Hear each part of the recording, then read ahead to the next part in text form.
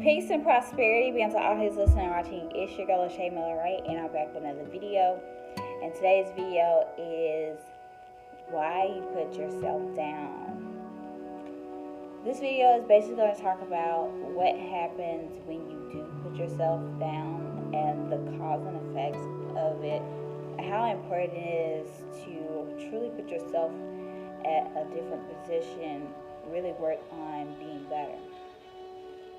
So here lately we've been talking about things that help you grow, right? How you treat yourself, and so many different indications and different aspects that some people don't really take the time to think about.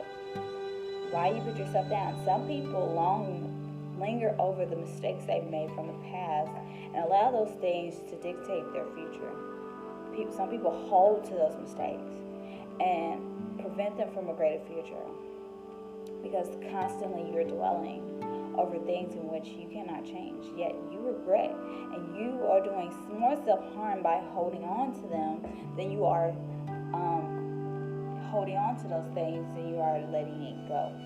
Letting it go will set you free from not only what happened to you, but it also help you get to the place where you can take on the lessons that life is intending you to learn. A lot of people who hold on to the past oftentimes don't learn what it is that life was trying to teach them at that specific time. A lot of what happened to you or what's happening to you isn't really your fault. Now, some of the things that come from the decisions and choices that you make has a lot to do with you, but why regret or be mad at yourself about mistakes and decisions you made?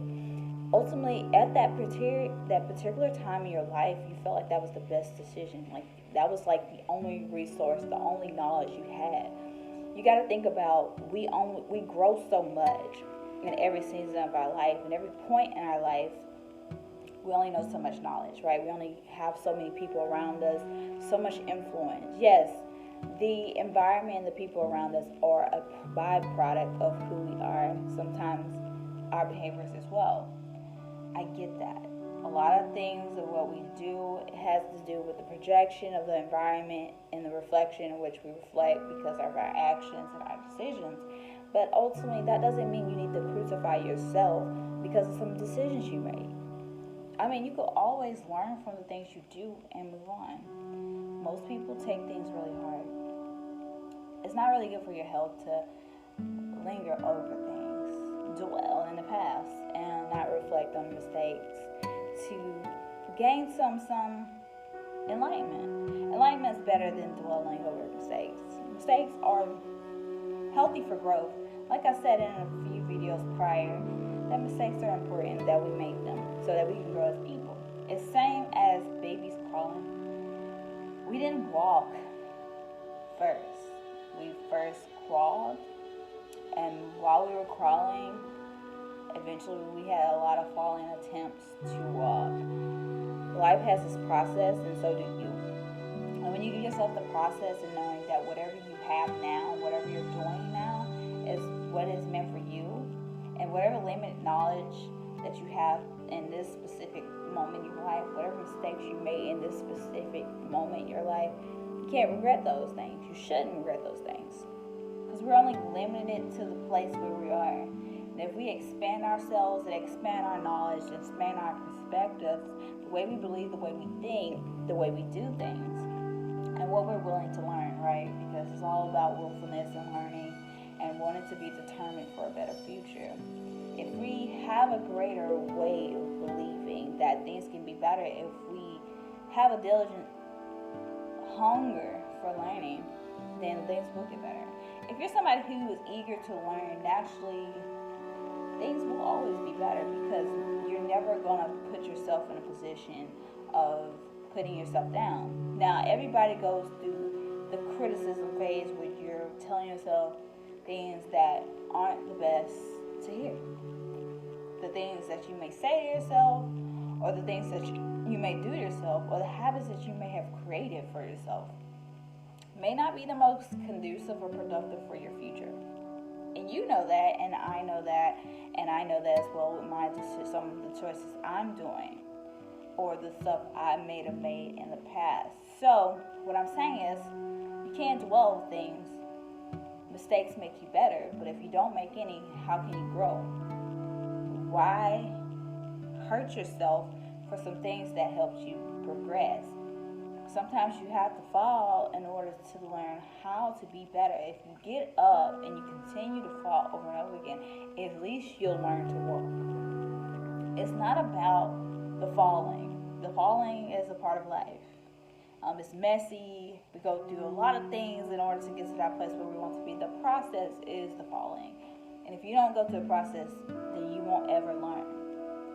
Honestly, stop being so hard on yourself to the place where you put yourself down. Now, it's good to be hard on yourself as far as being strict, disciplined, and determined. Discipline is self-love. It's important. We all need that. We all need to break away from things and our habits that are not very good for us. I get that.